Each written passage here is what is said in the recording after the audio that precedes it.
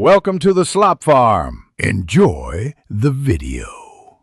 You start right now by stabilizing the phone on a flat, well-lit surface. That reduces new dust and movement. Once done, wipe the guard with a microfiber cloth to remove oils so your repair steps contact the scratch, not dirt.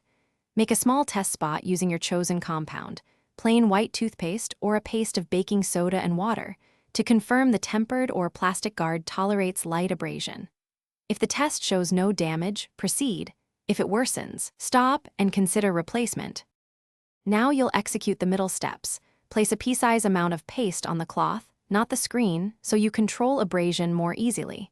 Then rub gently in small circular motions over the scratch for 30 to 60 seconds. You want friction to smooth edges, not sand away the guard. Make sure to use moderate pressure. Too hard can crack or thin the protector. Once cleaned, inspect under angled light. Repeat the cycle up to 3 times if the mark diminishes, but doesn't vanish. Finish by removing all residue with isopropyl alcohol and a clean microfiber. This restores clarity and removes any oily film left by pastes.